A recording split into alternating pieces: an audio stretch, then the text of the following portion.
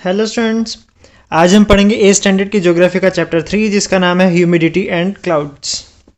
Look at the pictures shown in figure 3.1। Discuss the weather conditions shown in these pictures in the class and write the description in the boxes.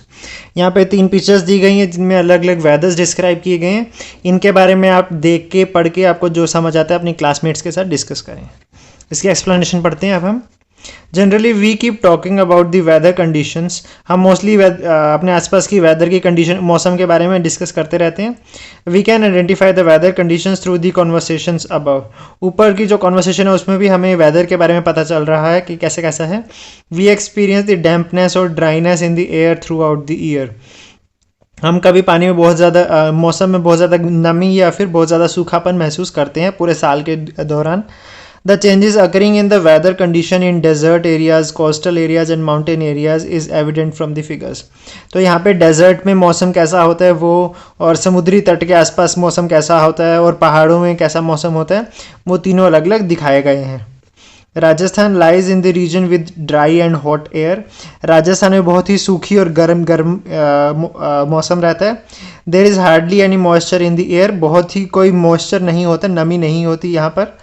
People wear loose cotton clothes. यहाँ पर लोग जो है वो खुले cotton के सूती कपड़े जो है वो पहने ज़्यादा पसंद करते हैं। Kashmir valley lies in the region with cold and dry air. Kashmir में बहुत ही ठंडी और सूखी हवा होती है। Moisture is minimal in the air. Moisture का कंटेंट, नमी जो है बहुत ही कम होती है हवा में। पीपल कव दैमसेल्व्स विद वार्म क्लॉथ्स। यहाँ पर लोग बहुत गर्म कपड़े पहनते हैं। In Mumbai the air is hot and humid. Mumbai में बहुत गर्मी होती है और मौसम हवा में बहुत ज़्यादा नमी होती है। The proportion of moisture in the is very high in air. यहाँ पर नमी की क्वांटिटी बहुत ज़्यादा है हवा में। In addition if dark clouds cover the sky the content of moisture in the air increases. अगर घने बादल आ जाते हैं तो यहाँ पर नमी और ज़्यादा बढ़ जाती है। In the about discussion the words hot, moist and cool etcetera show the condition of the air. इनमें जो गर्म, नमी और ठंडी जो है ये वहाँ की हवा की कंडीशंस हैं। They relate to the content of moisture in the air. ये ज़्यादातर हवा में नमी जो प्रेजेंट है उसी से रिलेटेड हैं ये words. Moisture in the air is invisible. हमें नमी नहीं दिखती हवा में, बट हम ये बहुत ही इम्पॉर्टेंट कंपोनेंट है किसी भी एरिया की मौसम को डिस्कस करने के लिए, मौसम के बारे में पता करने के लिए। For precipitation to occur in any place, presence of moisture in the air is very important. बारिश के आने के लिए हवा में नमी बहुत ज़्यादा ज़रूरी होती है। इवेपोरेशन के बारे में हम पढ़ते हैं। Evaporation is a process of converting water into steam or water vapor. Evaporation जो है जब पानी भाप बन जाता है या फिर वेपर बन जाते हैं तो उस प्रोसेस को हम इवेपोरेशन कहते हैं। Because of the sun's heat the water on the earth gets converted into water vapour. जो सूरज की गर्मी की वजह से पानी जो है वो वेपर भाप में बदल जाता है। अब हम पेज नंबर 17 पर हैं। The process of evaporation is dependent on the dryness, temperature and the speed of the wind. Evaporation किस किस चीज़ पर डिपेंड करता है कि वहाँ की हवा में नमी की कितनी कमी है। अगर नमी कम होगी तो वहाँ की हवा ज़्यादा मॉइस्चर को एब्जॉर्ब कर सकती है, वहाँ पर इवेपोरेशन ज़्यादा होगा। टेम्परेचर ज़्यादा होने से भी, और स्पीड, हवा की स्पीड क्या है, ये तीनों चीज़ें मिलके डिसाइड करती हैं कि वहाँ पर इवेपोरेशन कैसा होगा। If the air is dry and hot, the rate of evaporation increases. अगर हवा गर्म और सूखी हो तो वहाँ पर evaporation ज़्यादा होता है। The process of evaporation continues even in dry and cold air. सूखी और ठंडी हवा में भी evaporation होता रहता है। On the other hand, evaporation occurs very slowly in moist air. लेकिन जहाँ पर हवा में पहले से ही नमी ज़्यादा होती है वहाँ पर evaporation कम होता है, चाहे वहाँ का टेम्परेचर ज़्यादा हो या कम। If the velocity and temperature of the air is high, the evaporation occurs rapidly. अगर किसी जगह पे बहुत तेज़ हवा चल रही है और वहाँ पर गर्मी भी ज़्यादा है तो वहाँ पर evaporation भी तेज़ होता है। If the wind is blowing slowly and the air is cooler, the evaporation occurs slowly. अगर हवा ठंडी है, हवा धीरे चल रही है और मौसम भी ठंडा है तो वहाँ पर भी evaporation जो है वो स्लो होता है। अब हम ह्यूमिडिटी के बारे में पढ़ते हैं। The proportion of water vapour in air is called the humidity, कि हवा में कितनी परसेंट नमी है और कितने परसेंट बाकी गैसेस हैं, इसका प्रोपोर्शन जो है उसे हम ह्यूमिडिटी कहते हैं। द ड्राइनेस और dampness of the air depends on the proportion of water vapour, कि हवा सूखी होगी या बहुत ज़्यादा नमी वाली होगी, ये वहाँ की हवा में कितना परसेंट पानी के वेपर हैं ये डिसाइड करते हैं। Air can hold moisture in specific quantity at specific temperature only, एक पर्टिकुलर टेम्परेचर पे एक पर्टिकुलर अमाउंट ऑफ वाटर ही हवा जो है वहाँ की एब्जॉर्ब कर सकती है। As the air cools down its moisture holding capacity reduces, जैसे जैसे हवा का टेम्परेचर कम होता जाता है कि वो कितना मॉइस्चर अपने अंदर एब्जॉर्ब कर सकती है वो भी कम होता रहता है। हवा जितनी ठंडी होगी उतना ही कम मॉइस्चर एब्जॉर्ब कर पाएगी हवा। This implies that warmer air can hold more moisture than cold air. इससे ये पता चलता है कि जो गर्म हवा है वो ठंडी हवा के मुकाबले ज़्यादा मॉइस्चर अपने अंदर एब्जॉर्ब कर सकती है। At a certain temperature, the moisture holding capacity of air becomes equal to the proportion of moisture present in it. एक टाइम पे क्या होता है कि जितना नमी ऑलरेडी प्रेजेंट है हवा में वो उतनी ही और नमी अपने अंदर एब्जॉर्ब कर सकती है वहाँ की हवा। इस कंडीशन को हम सैचुरेशन ऑफ द एयर कहते हैं। ये एक एक्टिविटी है जो आप खुद ट्राई कर सकते हैं घर पर, इसके बारे में आप पढ़ के आप इसे खुद ट्राई कर सकते हैं। अब हम पेज नंबर 18 पर चलते हैं। Let's suppose that air is like the piece of sponge. चलो अगर हम मान लें कि हवा जो है वो एक स्पंज की तरह है। How many spoons of water does the sponge absorb, कितने चम्मच पानी स्पंज जो है वो एब्जॉर्ब कर सकता है। After sponge is full of water drops of water start trickling out, अगर एक बार स्पंज पूरी तरह अपने अंदर पानी भर लिया तो उसके ऊपर आप जितना भी पानी डालते रहो कोई फर्क नहीं पड़ता है, वो पानी बाहर छोड़ देता है। One can tell the number of spoons of water required to make the water trickle down the sponge by observation. कोई भी बंदा ये देख के बता सकता है कि अगर आप ये एक्सपेरिमेंट कर रहे हैं तो कितने चम्मच पानी डालने के बाद वो स्पंज जो है पानी एब्जॉर्ब करना बंद कर देता है। This implies that the water holding capacity of the sponge is fulfilled. इससे ये पता चलता है कि पानी जितना स्पंज अपने अंदर एब्जॉर्ब कर सकता है, होल्ड कर सकता है, वो कैपेसिटी उसकी पूरी हो चुकी है। This makes it saturated. इसकी वजह से वो जो है सैचुरेट हो जाता है। Similarly, when the proportion of moisture in the air exceeds the vapor holding capacity, precipitation in the form of rain or snow occurs on the earth. इसी तरह से जब हवा के अंदर जितना नमी वो अपने अंदर एब्जॉर्ब कर सकती है वो पूरी हो जाती है तो उसके बाद बारिश और स्नोफॉल के फॉर्म में पानी जो है वो धरती पर वापस आने लगता है। उस समय हवा जो है सैचुरेट हो जाती है। The moisture holding capacity of the air depends on its temperature. हवा की moisture holding capacity जो है उसके टेम्परेचर पे डिपेंड करती है। ज़्यादा टेम्परेचर होगा तो वो ज़्यादा अपने अंदर पानी को एब्जॉर्ब कर सकती है। We have learnt earlier that we go higher in the sky, the air becomes cooler.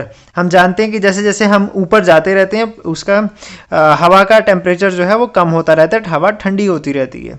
So as per this rule, as we go higher, the water vapor holding capacity of the air decreases. तो इससे ये भी पता चलता है कि जैसे जैसे हम ऊपर जाते रहते हैं हवा में तो उसके अंदर मॉइस्चर जो है वो कम होता रहता है, वो उतना ही कम मॉइस्चर अपने अंदर एब्जॉर्ब कर सकती है। The following table will make it clear.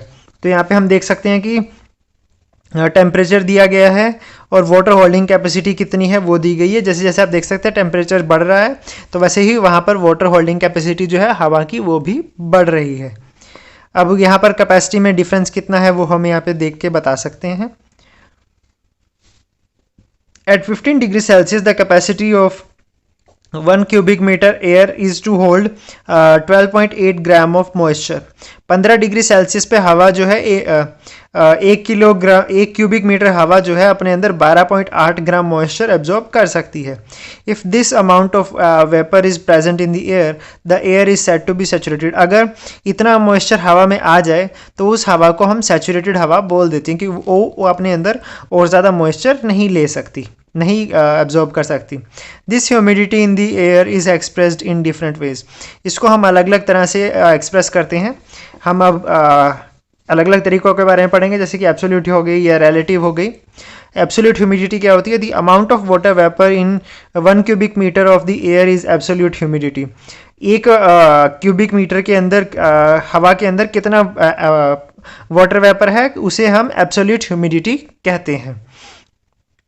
For example, the absolute humidity of the air near coastal areas is higher than the area in the interior.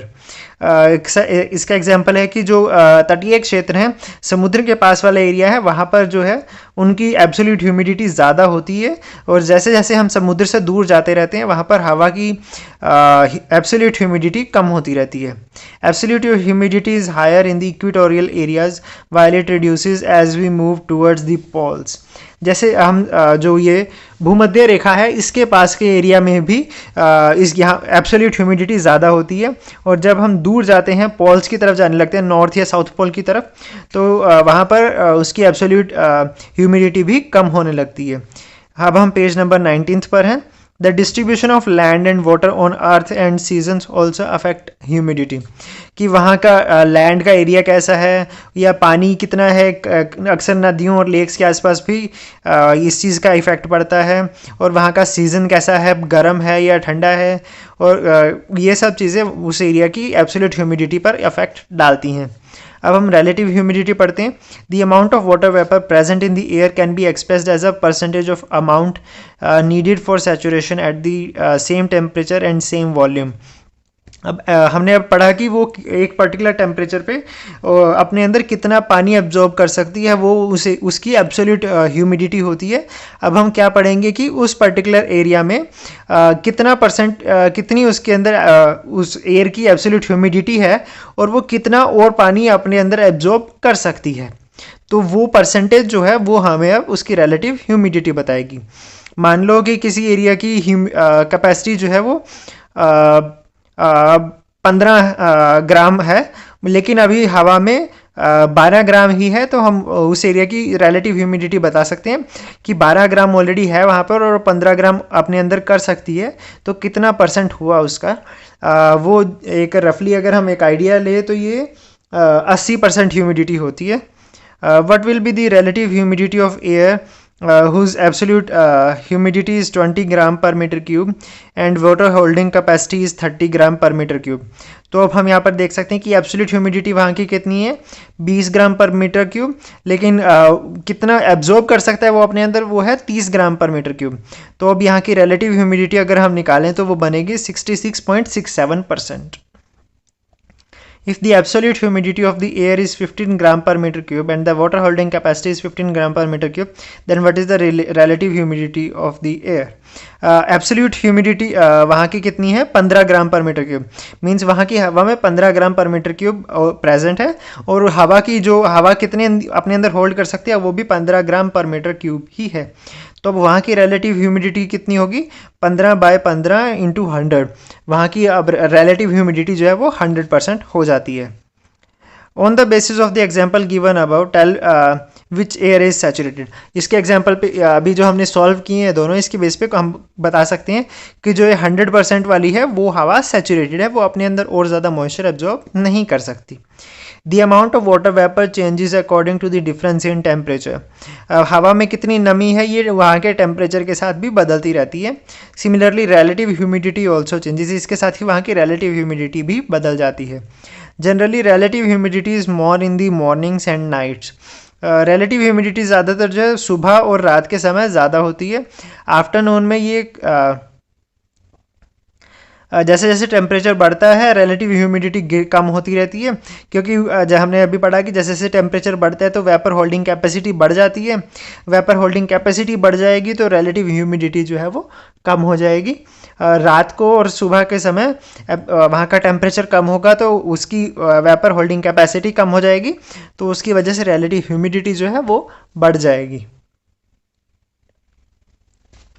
ये एक और एग्जांपल आप खुद करके देख सकते हैं एक्सपेरिमेंट अपने घर पर, या फिर अपने फ्रेंड्स के साथ स्कूल में भी आप ये कर सकते हैं एक्सपेरिमेंट। अब हम पेज नंबर 20 पर चलते हैं। अब हम कंडेंसेशन के बारे में पढ़ेंगे। कंडेंसेशन, डेंसिफिकेशन और सब्लिमेशन के बारे में। The process of changing of water vapour in the air into air into water is called condensation. जब जो भाप जो है वो हवा में जो वापस वाटर बन जाती है तो उसे जो है कंडेंसेशन कहते हैं या फिर डेंसिफिकेशन कहते हैं। Also the process of water vapour changing into solid state is sublimation. जब जो भाप है ये पानी में बदलेगी, लिक्विड में बदलेगी, तो वो कंडेंसेशन या डेंसिफिकेशन होगा। जब भाप जो है डायरेक्टली सॉलिड बन जाएगी, जैसा कि ये स्नोफॉल के टाइम पे होता है, तो उसे हम सब्लिमेशन कहते हैं। If the temperature of the air reduces it's vapour holding capacity also reduces. जैसे जैसे टेम्परेचर कम होता है वहाँ पर हवा अपने अंदर कितना मॉइस्चर एब्जॉर्ब कर सकती है वो भी कम होता रहता है। When the relative humidity of the air becomes 100%, water vapors starts condensing.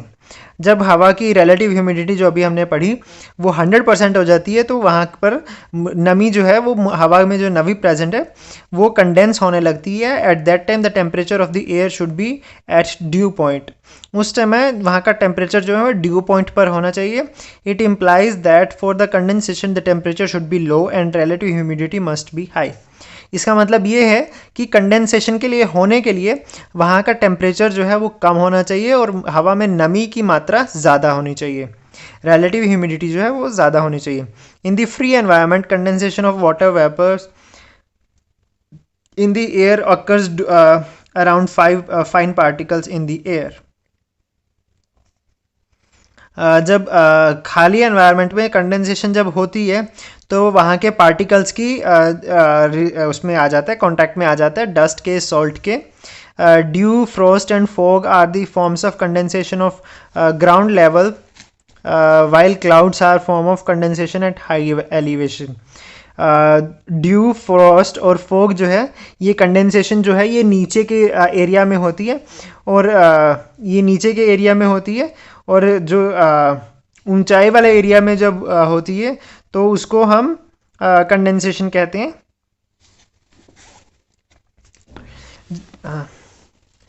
अब clouds and types of clouds के बारे में पढ़ेंगे हम।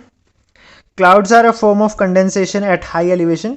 क्लाउड जो है ऊंचाई पर होने वाली कंडेंसेशन है। Condensation occurs around minute particles in the atmosphere, minute particles in the atmosphere. Condensation जो बहुत छोटे छोटे पार्टिकल्स होते हैं उनके आसपास होती है एटमॉस्फेयर में। कंडेंस्ड वाटर और snow particles in the air in the clouds are very fine and almost weightless. जो ये बहुत वाटर के वेपर होते हैं या फिर स्नो होती है ये बहुत ही छोटे कण होते हैं और बहुत ही इनका वेट जो है बहुत ही कम होता है। And also clouds float in the air. हवा में जो है वो बादल उड़ते रहते हैं। हम जैसे जानते ही है कि बादल हवा में उड़ते रहते हैं, ये दिखाया गया है। ये ड्रॉपलेट का साइज़ जो है उसका वो होगा, अगर 5 mm का साइज़ इतना बड़ा है तो जो ड्रॉपलेट का साइज़ है वो इतना छोटा ही होता है।